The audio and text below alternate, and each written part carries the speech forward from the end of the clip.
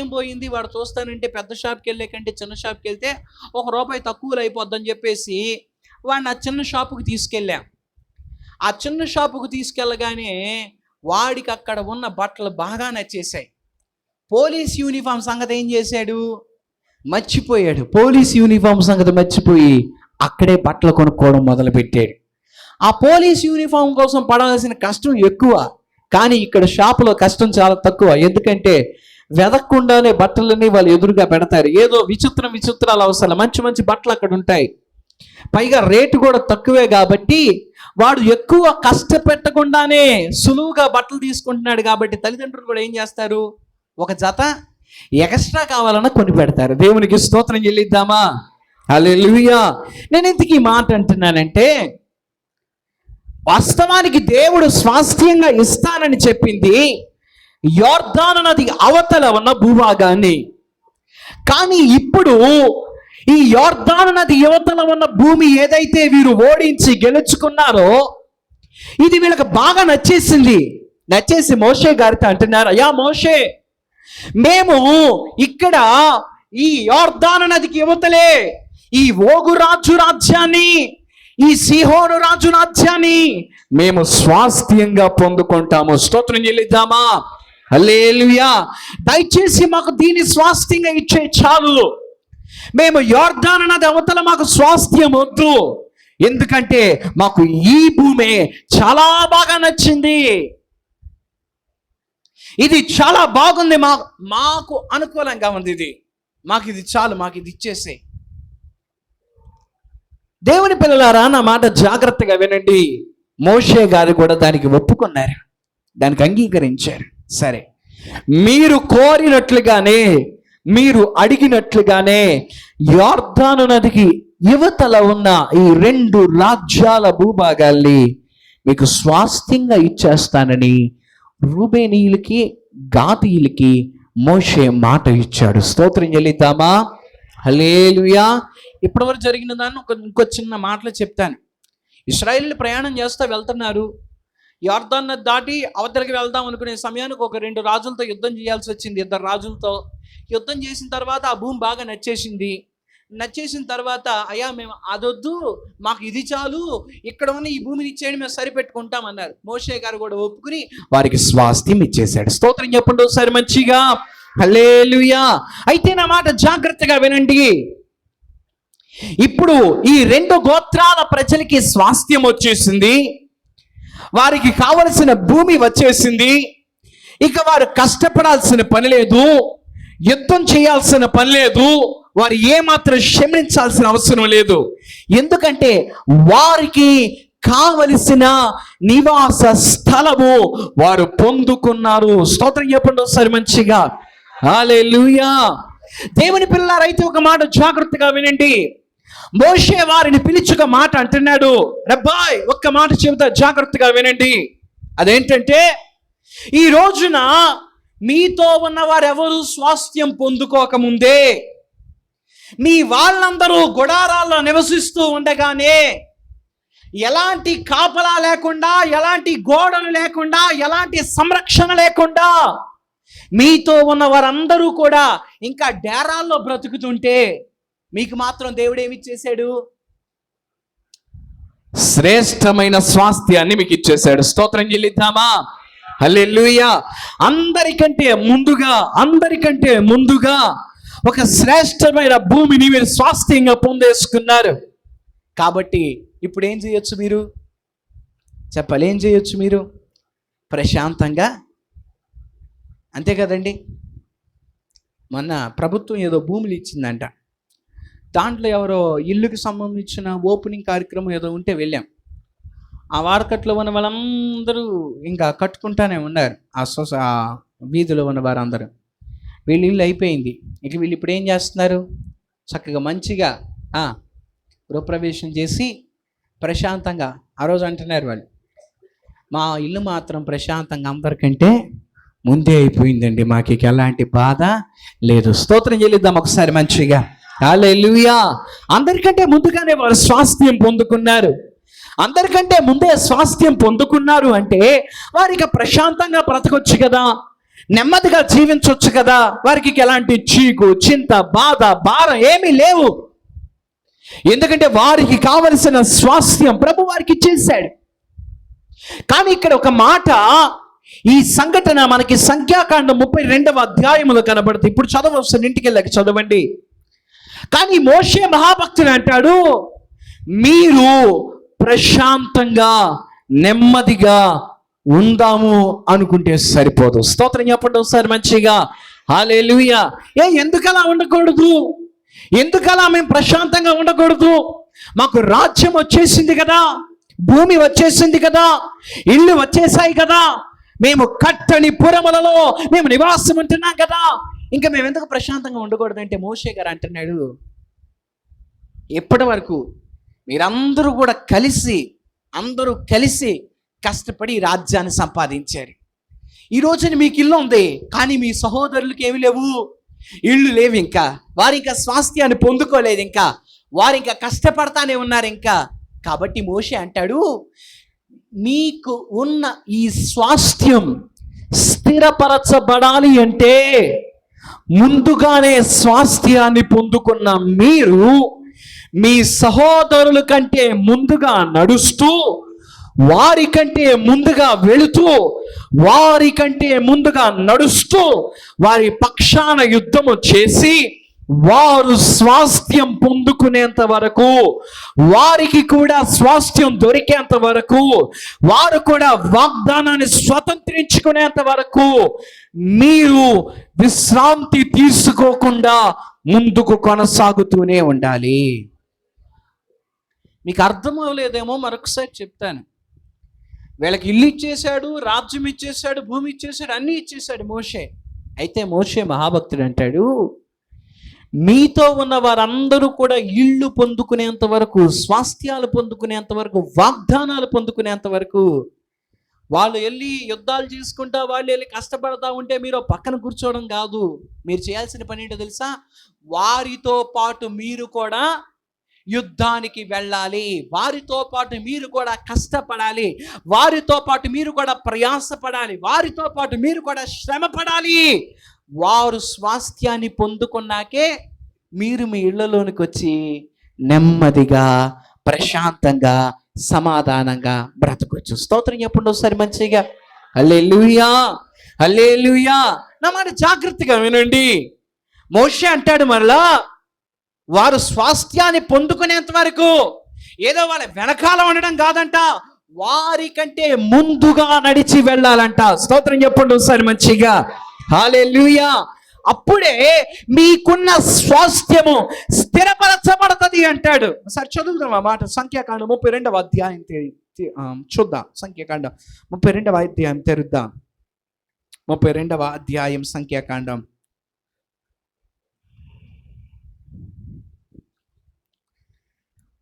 23వ వచనం 22వ వచనం చదువుకుందాం. 32వ అధ్యాయం 22వ వచనం. ఆ దేశం యెహోవా సన్నిధిని జయింపబడిన తర్వాత మీరు వచ్చి యెహోవా దృష్టికిని ఇశ్రాయేలీయుల దృష్టికిని నిర్దోషుల యుందురు. అప్పుడు ఈ దేశము యెహోవా సన్నిధిని మీకు స్వాస్థ్యమగును. మీరట్లు చెయ్యని ఎడల యెహోవా దృష్టికి పాపము చేసిన వారగుదురు గనుక మీ పాపము మిమ్మును పట్టుకొనును అని తెలుసుకొనుడి. స్తోత్రం చెప్పండి ఒకసారి మంచిగా, హల్లెలూయా, హల్లెలూయా. వారు ముందుగానే స్వాస్థ్యం పొందుకున్నారు, ముందుగానే వారికి ఇళ్ళు వచ్చేసినాయి, ముందుగానే వారికి పొలాలు వచ్చేసినాయి, ముందుగానే వారికి వాగ్దానం నెరవేర్చబడింది. అయితే మోషే అంటున్నాడు, మీరు ఇప్పుడు చేయాల్సిన పని ఏంటో తెలుసా? మీ సహోదరుల కంటే ముందుగా మీరు నడిచి వెళ్ళి వారు కూడా స్వాస్థ్యం పొందుకునేంత వరకు వారి పక్షాన్ని ఏం చేయాలంట? యుద్ధం చేయాలి. దేవుని పిల్లలారా, నా మాట జాగ్రత్తగా ఆలకించి అర్థం చేసుకునే ప్రయత్నం చేయండి. ఈరోజు ఈ సంఘటన మీ ఎదుటికి తీసుకొని రావడానికి గల కారణం ఏంటంటే, సంఘము అనబడిన ఈ దేవుని యొక్క ఈ శరీర భాగములో ప్రతి వారు ఇక్కడికి వచ్చేది ఆశీర్వదించబడడానికే వస్తారు. నాకు శాపం కావాలని ఎవరైనా వచ్చారా ఇక్కడికి? ఏమండి మీలో ఎవరైనా వచ్చారా? దానికి కూడా అంతసేపు ఆలోచిస్తున్నారా? చాలా గొప్పోడు మీరు అందరూ. దేవునికి మహిమ కలుగునుగాక. హల్లెలూయా, హల్లెలూయా. ఆశీర్వదించబడాలనే వచ్చాము ఇక్కడికి. ఆశీర్వాదం కావాలని వచ్చిన మనము ప్రతి వారం ప్రార్థిస్తాము. ప్రతి వారము దేవుని నుంచి మనము అడిగిన వాటిని, కోరుకున్న వాటిని పొందుకొనడానికి ఇష్టపడతాము. అయితే ఒకరి ప్రార్థన బలమైనదిగా ఉంటుంది, మరొక ప్రార్థన బలహీనంగా ఉంటుంది. ఒకరి ప్రార్థన యోగ్యంగా ఉంటుంది, మరొకరి ప్రార్థన అయోగ్యంగా ఉంటుంది. ఒకరి ప్రార్థన దేవుడి ఇష్టపడే విధంగా ఉంటుంది, మరికొందరి ప్రార్థన దేవునికి అంత ఇష్టకరంగా అనిపించదు. ఇక్కడ మరొక విషయం గమనించాలి. అంటే సంఘములో కేవలం భక్తి పరులు, భక్తిహీనులే ఉంటారా అంటే కాదు. ఈ మధ్యలో కూడా ఒక భాగం ఉంటుంది. అదేంటంటే దేవుని సన్నిధిలో నేర్చుకునే విభాగంలో ఉన్న వారు కొంతమంది ఉంటారు. ఆశీర్వాదాలు కావాలని ఉంటుంది, కానీ ఆశీర్వాదాలు పొందుకునేంతానికి తగినంత ప్రార్థన వారి దగ్గర సరిపోదు. కష్టపడతా ఉంటారు.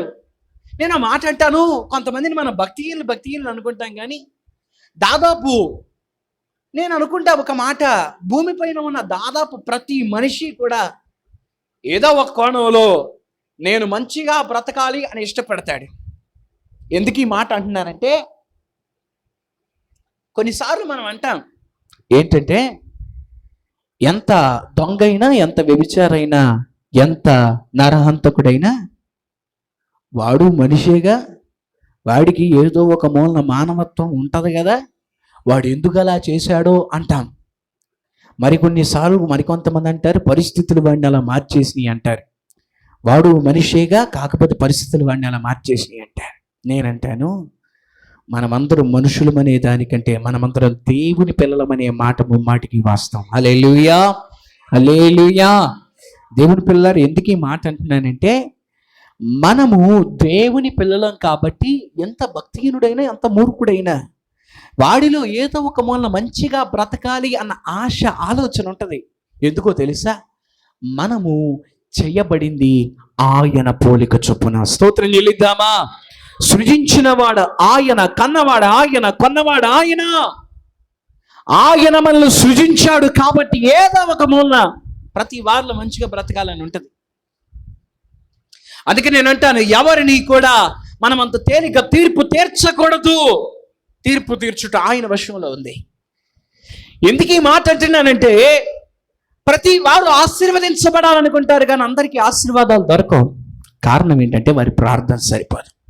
అయితే ఆశీర్వదించబడిన వారు, వాగ్దానాలు పొందుకున్న వారు ఎవరైతే ఉంటారో వారి జీవితాల్లో వారిగా నెమ్మదిగా, ప్రశాంతంగా తమ జీవితాన్ని గడుపుతూ ఉంటారు.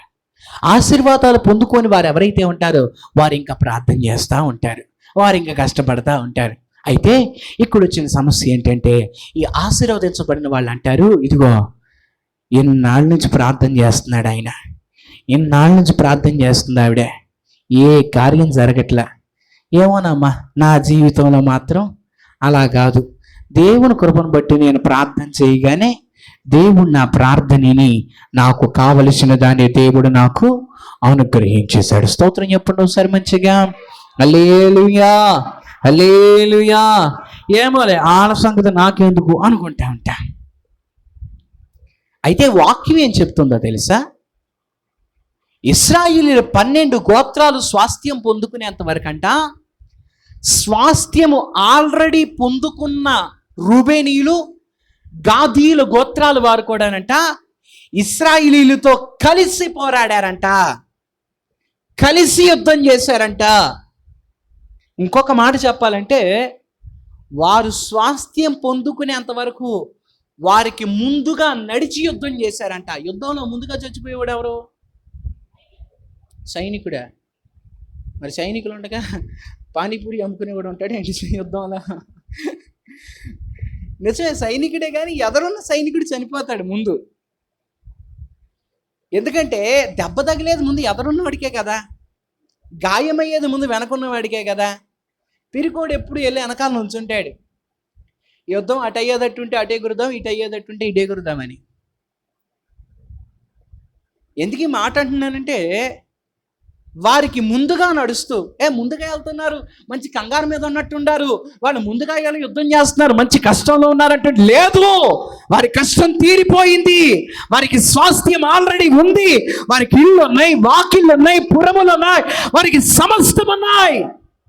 మరి ఎందుకు వాళ్ళు ముందు వెళ్ళి యుద్ధం, వారి సహోదరుల కోసం వాళ్ళు ముందెళ్ళి యుద్ధం చేస్తున్నారు. ఎందుకు అలాగా? అప్పుడే వారికి కలిగిన స్వాస్థ్యం స్థిరమవుతుంది.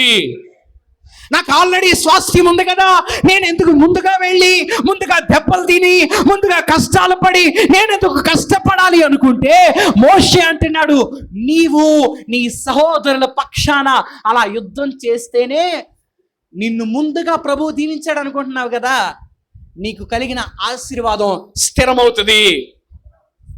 లేకపోతే నాకేముందిలే, వాళ్ళ తెప్పులు వాళ్ళు పడతారు, నాదంతా అయిపోయిందిగా, నేను కష్టపడ్డాగా, నేను ప్రార్థన చేసి ఉండేవి ఎంత కష్టపడ్డా తెలుసా, నాకు ఈ స్థితి రావడానికి నేను చాలానే కష్టపడ్డా అని మాటలు చెబుతా కూర్చుంటే, మోషే భక్తుడు అంటాడు, నీ పాపము నిన్ను పట్టుకొని నీవు పొందుకున్న స్వాస్థ్యాన్ని నీ దగ్గర నుంచి లాగేసుకుంటుంది. స్తోత్రం చెల్లిద్దామా?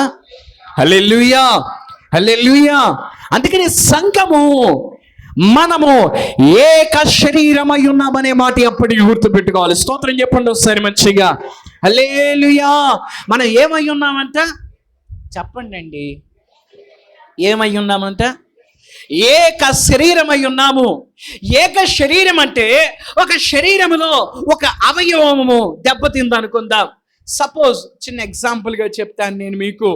కాలు పట్టేసింది అనుకుందాం, కాలు పట్టేగానే ఇంకో కాలు, ఈ కాలు సంగతి నాకు ఎందుకులే, నేను బాగానే ఉండడానికి అని చెప్పేసి ఎగురుకుంటే వెళ్ళిపోద్దాం. ఇంకో కాలు ఏం చేసింది?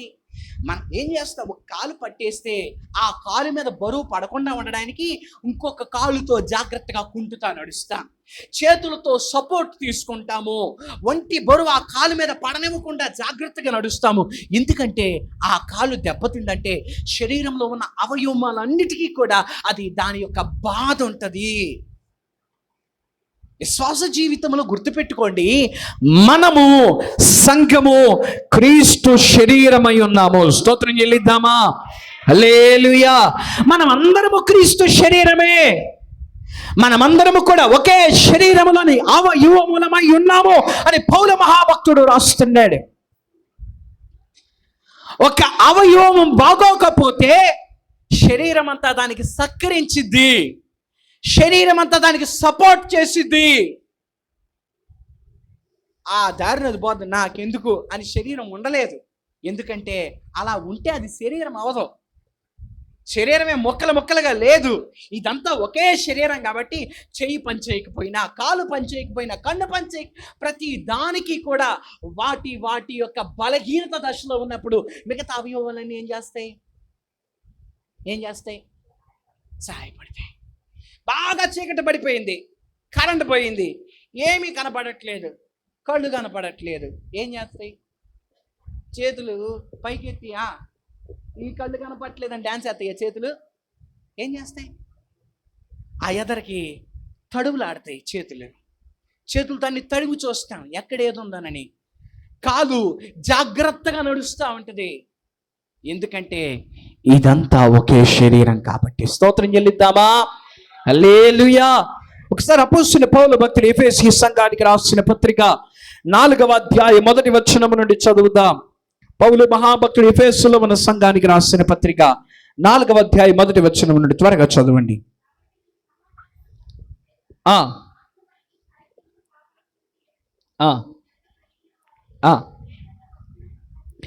ప్రేమతో ఒకరిని ఒకడు సహించుకొనుచు, పిలువబడిన పిలుపుకు తగినట్లుగా దీర్ఘశాంతముతో కూడిన సంపూర్ణ వినయంతో సాత్వికంతో నడుచుకొనవలనని ఖైదీనైన నేను ప్రభువును బట్టి బతిమిలాడుతున్నాను. స్తోత్రం చెప్పండి ఒకసారి మంచిగా, 2 చేతులైతే స్తోత్రం చెప్పండి ఒకసారి మంచిగా. హల్లెలూయా. నా మాటలు ముగిస్తాను, జాగ్రత్తగా వినండి. అపోస్తలుడైన పౌలు భక్తుడు చెరసాల్లో ఉండి ఈ కీర్తి యొక్క భాగాన్ని, ఈ పత్రికను రాస్తూ మాట్లాడుతున్నాడు. ఆయన మాట్లాడుతున్న మాట ఏంటంటే, సహోదరులారా, మనం అందరము కూడా ఒకే శరీరములో భాగాలమై ఉన్నాము, ఒకే శరీరములో అవయవములమై ఉన్నాము. కాబట్టి ఇప్పుడు మనము చేయవలసింది ఏంటంటే, సంపూర్ణ వినయముతోనూ సాత్వికముతోనూ ఐక్యతను కాపాడుకుంటూ శ్రద్ధ కలిగిన వారై ప్రేమతో ఒకరిని ఒకరు సహించుకోవాలి. మన మధ్య ఎవరో ఒక ఆవిడ అంటుంది, పాస్టర్ గారు నాకు అందరంటే ఇష్టమేనండి, వాళ్ళ కోసం ప్రార్థన చేద్దామని ఉంటుందండి, కానీ వాళ్ళంటే ఏంటో కానీ ఆవిడంటే అస్సలు నాకు ఇష్టం ఉండదండి, ఆవిడంటే అస్సలు నాకు ఇష్టం ఉండదు. ఏమో ఎందుకంటే ఆవిడ కారణాలు ఏవో ఆవిడ చెబుతుంది. నన్ను అలా అందండి, నన్ను ఇలా అందండి, నాతో వందనాలు చెప్పలేదండి, నేను చెప్తే మొహం తిప్పుకొని వెళ్ళిపోయిందండి, ఏదో కారణాలు చెబుతుంది ఆవిడే. కానీ వాక్యం ఏం చెబుతుందో తెలుసా? నీ వంట సహించే వారిగా ఉండాలంట. స్తోత్రం చెల్లిద్దామా? హల్లెలూయా. సంఘములో ప్రతి వారిని కూడా మనము సహించాలి. యోహాను సువార్తలో ప్రభు మాట్లాడుతూ అంటాడు కదా, ఇదిగో ఒక నూతనమైన ఆజ్ఞ మీకు ఇస్తున్నాను, నేను మిమ్ములను ప్రేమించిన ప్రకారం మీరు ఒకరినొకరు ప్రేమించండి. స్తోత్రం చెల్లిద్దామా? ఒకరినొకరు క్షమించుకోండి. విశ్వాస జీవితంలో ఈ మాట గుర్తుపెట్టుకోవాలి. క్షమాపణ అనే మాటకి అర్థం తెలియట్లా సంఘానికి. ఈ రోజుల్లో సంఘములో ఉన్న వారి మధ్య సమాధానం కనబడట్లేదు. అదేమంటే వారి కారణాలు వారికి ఉంటాయి. వారు అలా అన్నారండి, వీరు ఎలా అన్నారండి, మేము వారిని క్షమించలేమో, వారిని ప్రేమించలేమో. మోషే అంటున్నాడు, నీకు కలిగిన స్వాస్థ్యం స్థిరపరచబడాలంటే మీరు మీ సహోదరుల కంటే ముందుగా వెళ్ళి వారి పక్షాన యుద్ధము చేయాలి. స్తోత్రం చెప్పండి. హల్లెలూయా. ఏమండి, మాకు స్వాస్థ్యం ఉందండి, మాకు ఇళ్ళు ఉన్నాయండి, మాకు వాకిళ్ళు ఉన్నాయండి, మాకు పురములు ఉన్నాయండి, గోపురాలు ఉన్నాయండి, మా భార్య బిడ్డలు ఉన్నారండి, మా ప్రాణం పోతే ఎవరు పూజేయండి అని అంటానికి లేదంట. నువ్వేం చేయాలో తెలుసా? నీ సహోదరులు ప్రేమించి క్షమించి వారి కష్టాన్ని నీ కష్టంగా భావించి. ఎంత అద్భుతమైన మాట అండి. ఆయన ఖైదీగా ఉండి అంటున్నాడు. ఆ మాట చదువుతుంటే ఎంత ఎంత ఎంత ఆశ్చర్యకరమైన మాట. ఒకరినొకరు సహించవలనని వినయంతో సాత్వికంతో పిలవబడిన పిలుపుకు తగినట్టుగా బ్రతకమని ప్రభువును బట్టి ఖైదీనైన నేను బతిమలాడుతున్నానంటున్నాడు. ఎంత అద్భుతమైన మాట. చెరసాల్లో ఉండి దెబ్బలు తింటూ జైల్లో గోడల మధ్య ఉండి అంటున్నాడు, మీరు ఒకరినొకరు ప్రేమించండి, ఒకరినొకరు క్షమించండి, మీరందరూ కూడా ఒకరితో ఒకరు సమాధానం కలిగి ఉండండి. స్తోత్రం చెల్లిద్దామా? హల్లెలూయా, హల్లెలూయా. యోహాను మహాభక్తుడు అంటాడు, ప్రేమ లేనివాడు చీకటిలో ఉన్నవాడే, వాడు వెలుగులో లేడు. ఎందుకంటే ఎవరిలో అయితే వెలుగు ఉంటుందో వారిలో ఆ వెలుగు క్రియలు కనబడతాయి, వారిలో ఆ వెలుగు స్వరూప్యత కనబడుతుంది, వారిలో ఆ వెలుగు లక్షణాలు కనబడతాయి. యేసయ్యా అనగానే నీకు గుర్తొచ్చేది ఏంటో చెప్పని ప్రపంచంలో ఎవరినైనా అడగండి, ఏం చెబుతారు? చెప్పండి అండి. మహాత్మా గాంధీ లాంటి పెద్ద పెద్ద మనుషులు కూడా వారు అన్యజనులైనప్పటికీ యేసు ప్రభువు నుండి మీరు ఏం నేర్చుకున్నారంటే ఏం చెప్పారు? ఏం చెప్పలేదు గాంధీ తాత నీకు? ప్రేమ, క్షమాపణ ఆయన నుంచి నేర్చుకోవచ్చని చెప్పారు. అన్యజనులు చెప్పారు సమాధానం. కానీ ఈ రోజులో క్రైస్తవ్యంలో ప్రేమ లేకుండానే మేము క్రైస్తవులం అనుకుంటున్నారు. అజ్ఞానం కాదది, అమాయకత్వం కాదది, పిచ్చితనం కాదది. దేవుని పిల్లలారా, వాక్యం ఏం చెప్తుందంటే, మీరు ఎదుటి వారు మీ పక్షాన ఎలా ఉండాలని కోరుకుంటారో మొదట మీరు వారి పక్షాన అలా ఉండండి. స్తోత్రం చెప్పండి ఒకసారి. హల్లెలూయా. వాక్యం మనకి నేర్పిస్తున్న బోధ అది. యేసయ్య మనల్ని ఎంత సహించాడు చెప్పండి అండి.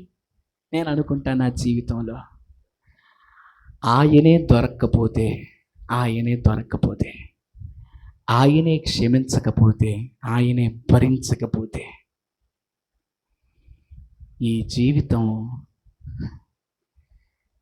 నాశనములో కూడా లోతైన నాశనంలో ఉండేది. కొద్ది రోజుల క్రితం ఎప్పుడో ఒక మాట మధ్యలో నేను మాట అనుకున్నాను, నేను ఎందుకు ప్రభువు చేతిలో ఉన్నాను? చిన్నప్పుడే దేవుని యొక్క బిడ్డగా ముద్రించడాన్ని బట్ట, లేకపోతే సేవకు రావడాన్ని బట్ట అంటే నాకు అనిపించిన మాట ఏంటంటే, నాకు ఆయన తప్ప వేరే దిక్కు లేదు కాబట్టి. ఆయన క్షమించినట్లుగా ఎవరు క్షమించలేరు కాబట్టి నేను ఒక్క మాట నమ్ముతాను, ఆయన నన్ను భరించినట్లుగా వేరెవ్వరు నన్ను భరించలేరు. ఆయన భరించబట్టే నా భారము తీరిన వాడనై నేను బ్రతుకుతున్నాను. పిల్లలారా, దేవుని బిడ్డలారా, ఈ రాత్రి మీ అందరికీ జ్ఞాపకం చేస్తున్న మాట ఏంటంటే, పౌలు మహాభక్తుడు అంటున్నాడు, మీరు ఓర్చుకోవాలి, సహించాలి, సహనానికి అర్థం ఏంటో గ్రహించాలి, ఓర్చుకోవాలి. స్తోత్రం చెప్పండి ఒకసారి మంచిగా, హల్లెలూయా. కొన్నిసార్లు కొంతమంది ఏమనుకుంటారు తెలుసా, సమాధానం అంటే అంత బాగున్నప్పుడే సమాధానం వీళ్ళకి. అంటే నేను సమాధానంగానే ఉందాం అనుకున్నా కానండి, వాళ్ళు ఎక్కడ ఊరుకుంటున్నారండి, రెచ్చగొడుతున్నారు. రెచ్చగొడితే నేను ఎందుకు ఊరుకుంటాను? నాకు సమాధానంగా ఉంటుందండి. నేను చాలా సమాధానంగా ఉంటాను, మీకు తెలుసు అసలు. కానీ వాళ్ళు నన్ను రెచ్చగొడుతున్నారు, అందుకని నేనేం చేస్తున్నాను, నేను సమాధానం అంటే అసలు సమాధానం అనేది దానికి అర్థం ఏంటి? నీతో ప్రేమగా ఉండేవాడు, నువ్వు ఊ అంటే ఊ కొట్టేవాడు, లేకపోతే నువ్వు ఏది చెబితే దానికి తలూపేవాళ్ళు, నువ్వు ఏది మాట్లాడితే దానికి అంగీకరించేవాళ్ళు, దాంతో వాళ్ళతో పాటు ఉండడం సమాధానం ఎలా అయ్యిద్ది? దాంతో పాటు ఉండడం నువ్వు సహించడం ఎలా అయ్యిద్ది? సహించడం అంటే ఏంటి? వారు నీకు ఎదురు చెప్పినప్పుడు, నీ మాట విననప్పుడు, లోబడనప్పుడు నీవే ఒక మెట్టు తగ్గడం ఏమైంది? దాన్నే కదా ఓర్చుకోవడం అంటే. చెప్పండి, ఓర్చుకోవడం అంటే అదే కదా. ఓర్చుకోవడం అంటే ఏంటండి? మీకు తెలిసిందే కదా. ఏంటి? అక్కడ మనము పెరగగలిగిన ఆప్షన్ ఉన్నా, ఎగరగలిగిన అవకాశం ఉన్నా, రెచ్చిపోవడానికి కావలసిన అవకాశాలున్నా, ప్రభు ప్రేమను బట్టి తగ్గుండడాన్ని ఓర్చుకోవడం అంటారు. పౌలు భక్తుని అంటే మీరు ఓర్చుకోవాలి, ఓర్చుకోవాలి. క్రీస్తు సంఘంగా మన బాధ్యత అది. అప్పుడే మనకున్న స్వాస్థ్యం ఏమైందంట? స్థిరపరచబడిద్దంట.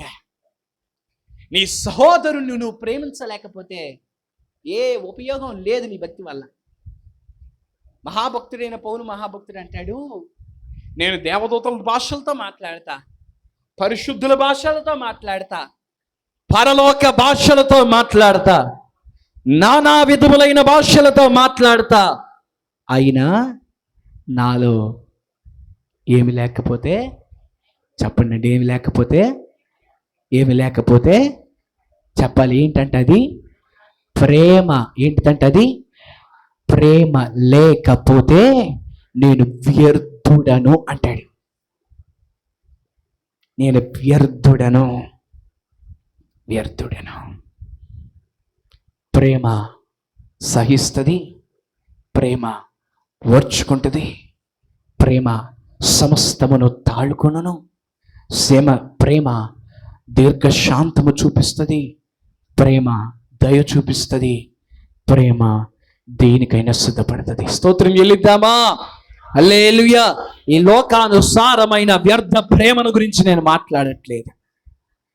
క్రీస్తు ప్రేమ మనల్ని ఎంత మట్టుకైనా సరే సహించడం అనే, ఓర్చుకోవడం అని నేర్పిస్తుంది. అందుకని ఇశ్రాయేలీయులతో మోషే భక్తుడు అంటే, మీరు ఆయన పిల్లలుగా మీ లక్షణం ఏంటో తెలుసా? మీ సహోదరుని ప్రేమించాలి. ఎలా ప్రేమించాలో తెలుసా? వారి పక్షాన ప్రార్థన చేయాలి.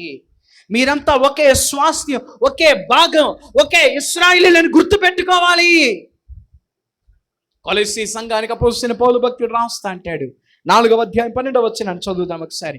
ఒక 2 పేజీల వెనక తిప్పండి సరిపోతుంది. కొలస్సీ సంఘానికి పౌలు భక్తుడు రాస్తున్న పత్రిక 4:12 అంటాడు, మీలో ఒకడును క్రీస్తు యేసు దాసుడైన ఎపఫ్రా మీకు వందనములు తెలుపుచున్నాడు. మీరు సంపూర్ణులను, ప్రతి విషయములో దేవుని చిత్తమును గురించిన సంపూర్ణ ఆత్మ నిశ్చయత గలవారై నిలకడగా ఉండవలనని ఇతడు ఎల్లప్పుడూ ఏం చేస్తున్నాడంట? మీ కొరకు తన ప్రార్థనలు ఏం చేస్తున్నాడంట? పోరాడుతున్నాడంట. స్తోత్రం చెప్పండి అండి ఒకసారి మంచి. హల్లెలూయా, హల్లెలూయా. చాలాసార్లు చాలా మంది అంటారు, చాలా పోరాడానండి, ప్రార్థనలో చాలా పెనుగులాడానండి, చాలాసేపు ప్రార్థన చేశాను, ఉపవాసాలు ఉన్నాను, మోకాళ్ళ పైన గడిపాను, ఎంతో కష్టపడ్డాను.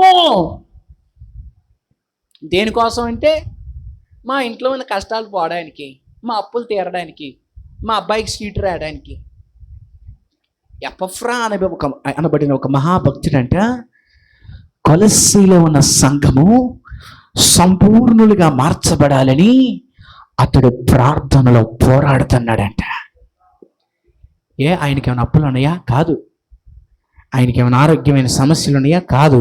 మరి దేనికోసం ఆ పెనుగులాట అంటే సంఘ క్షేమం కోసం. దేనికోసం అంట సంఘములో ఉన్నవారు క్షేమంగా ఉండినట్లుగా ఇతడు ఏం చేస్తున్నాడట? ప్రార్థనలో పెనుగులాడుతున్నాడు, పోరాడుతున్నాడు. దేవుని పిల్లలారా, వాక్యం మనకు నేర్పిస్తున్న మాదిరి అది. చాలాసార్లు సంఘములో కష్టం తీరిపోతే చాలామంది ప్రార్థన చేయరు. చాలామంది ఉపవాసం ఉండి ప్రార్థన చేస్తారు. దేనికంటే వాళ్ళ జీవితంలో కష్టం వస్తేనే. సంఘ క్షేమము కొరకు ఎవరైనా కష్టంలో ఉన్నారంటే వారి కొరకు, ఇబ్బందుల్లో ఉన్న వారి కొరకు, శ్రమల్లో ఉన్న వారి కొరకు, ఎవరైనా సాతాను చేత కొట్టబడుతున్నారంటే వారి కొరకు ప్రార్థన చేయడానికి ఇష్టపడం. ఎందుకంటే మన కష్టం కాదు కండి, వాళ్ళు తెప్పలాలు పడతారు. జాగ్రత్త.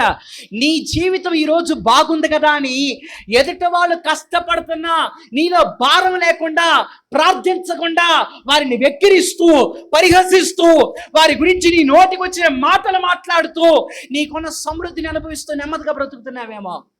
మోషే గారు అంటున్నాడు, నీ సహోదరుని కోసం నువ్వు కష్టపడకపోతే, నీ సహోదరుడు కష్టపడుతున్నప్పుడు అతని కొరకు నీవు కూడా ప్రయాసపడకపోతే నీకు కలిగిన స్వాస్థ్యం పోద్ది. ఏమైందంట? నీకు కలిగిన స్వాస్థ్యం ఎగిరిపోద్దంట. దేవుని పిల్లలారా, అందుకే నీ రాత్రికి జ్ఞాపకం చేస్తున్నాను, విశ్వాస జీవితంలో ప్రేమ కలిగిన వారమై స్తోత్రం చెల్లిద్దామా? హల్లెలూయా, హల్లెలూయా. ప్రేమ కలిగిన ప్రార్థన పోరాటాలు చూడాలి. నేను ఒక్కటే ఆశపడతా ఉంటాను, ఆ ప్రార్థనలో స్వలాభం లేదు, స్వార్థం లేదు. ఆ ప్రార్థన చేయకపోయినా తనకు వచ్చేది పోయేదేమి లేదు. అయినా దేవుని ప్రేమ కలిగిన వారమై ఒక భారంతో, బాధ్యతతో మనం ప్రార్థనలో పోరాడిన రోజున అది క్రీస్తు సంఘం యొక్క నిజమైన సారూప్యత. స్తోత్రం చెల్లిద్దామా? హల్లెలూయా. అదే ఒక నిజమైన ట్రాన్స్ఫర్మేషన్ అని నేను అంటాను. దేవుని రూపములోనికి, ఆయన స్వరూపములోనికి మనం మార్చబడే రూపాంతర అనుభవము అది మనం పొందుకోవాలి. అది పొందుకోవాలంటే దేవుని ప్రేమను సంపాదించాలి, ఆయన ఓర్పుని, ఆయన సహనాన్ని, ఆయన యొక్క దీర్ఘశాంతాన్ని సంపాదించి సంఘములో ఉన్న మనమెల్లరము కూడా ఒకరి కొరకొకరం ప్రార్థన చేయాలి. స్తోత్రం చెల్లిద్దామా? హల్లెలూయా, హల్లెలూయా. ఒకరికొకరొకరు కష్టపడాలి, ఒకరికొరకొకరం అనుభవించాలి బాధని. ఉపవాసం ఉండి ప్రార్థన చేయాలి. వారు కష్టపడుతున్నారంటే చాలాసార్లు ఉన్న ఒకలాంటి నాకు ఇష్టం లేని ఒక భయంకరమైన లక్షణం చెప్పమంటారా? సంఘంలో మనకన్నీ బాగానే ఉండి ఎదుటోళ్ళు కష్టపడతంటే మన నీతిని, మన పరిశుద్ధతని ఒక 1000 సార్లు జ్ఞాపకం చేసుకుని వాళ్ళొట్టి దుర్మార్గులు, వారొట్టి పాపాత్ములు, అందుకనే వాళ్ళకన్నీ అలా జరుగుతున్నాయి. ఏమో నేను మాత్రం మంచివాడిని, నేను మాత్రం మంచిదని, కాబట్టి నా జీవితం చాలా మంచిది, నీతిగా పరిశుద్ధంగా ఉండడానికే బైబిల్ మనల్ని పిలిచింది, దేవుడు మనల్ని పిలిచాడు. కానీ ఎదుటి వారి కష్టంలో ఉన్నప్పుడు వారి మీద నిందలేసేస్తా, అబండాలు మోపేస్తా, మనం వారి కొరకు కష్టపడకపోతే మోషే మహాభక్తుడు అంటున్నాడు, మీరు మీ స్వాస్థ్యాన్ని పోగొట్టుకుంటారు, జాగ్రత్త. హల్లెలూయా, హల్లెలూయా. చిన్న మాట చెప్పి నేను ముగిస్తా. యేసు ప్రభువారు అంటాడు ఒక రోజున, ఏం తినాలి ఈరోజు, లేకపోతే ఏం తాగాలి ఈరోజు, లేకపోతే ఈరోజు ఏం బట్టలు వేసుకోవాలి అని ఈరోజు బాధపడమాకండి. మీకు కావలసినవి ఏంటో ఆయనకు తెలుసు, ఆయన అనుగ్రహిస్తాడు. మరి మీరేం చేయాలి? ఆయన రాజ్యాన్ని, ఆయన నీతిని మొదట వెతకండి, అప్పుడు అన్నీ కూడా. నేను చాలాసార్లు చెప్తా ఉంటాను. ఆయన రాజ్యం, ఆయన నీతి అంటే ఏంటి? పరలోకం క్షేమంగా ఉండాలి నాయన, పరలోకం చల్లగా ఉండాలి నాయన, పరలోకంలో కీడు కొరతలు ఏమి ఇబ్బందులు ఏమి ఉండకూడదు నాయన అని ప్రార్థన చేయాలా? మరి ఏంటండి? ఆయన రాజ్యం అంటే పరలోక రాజ్యమే కండి. మరి ఆయన రాజ్యం కోసం మనం ఏం ప్రార్థన చేస్తాం? ఆయన రాజ్యము, ఆయన నీతి, వాటిని వెతకండి, వాటి కొరకు కష్టపడండి. అంటే ఆయన రాజ్య వ్యాప్తి, భూమిపైన ఉన్న సంఘము, ఆయన రాజ్యము, ఆ రాజ్య వ్యాప్తి కొరకు మనం కష్టపడాలి. స్తోత్రం చెల్లిద్దామా? హల్లెలూయా, హల్లెలూయా, హల్లెలూయా. చిన్న మాట నేను అంటాను, దేవుడు మనకు సమృద్ధి ఇచ్చిందే ఇతరుల ఎదుట మనం సాక్షులుగా ఉండడానికి, దాంతో తొలతోవడానికి కాదు. మనకిచ్చింది సమృద్ధిని సాక్షులుగా ఉండడానికి. అందుకని విశ్వాస జీవితం లాంటి రీతిగా దేవుని ప్రేమ కలిగిన వారమై బ్రతుకుతాము. అట్టి ప్రేమ కలిగిన ఆత్మ చేత సంఘాన్ని ప్రభువు నింపునుగాక. అందరం అలా కళ్ళు మూసుకుందాం, తల ఉంచుదాం. ఈ రాత్రి ప్రభువు మాట్లాడిన ప్రతి మాటను బట్టి మన జీవితాలు సరిచేసుకుంటూ, పరిశుద్ధపరుచుకుంటూ, దేవుని చేతికి అప్పగించుకుంటూ ప్రార్థన చేద్దాం. ఈ శ్వాస జీవితాన్ని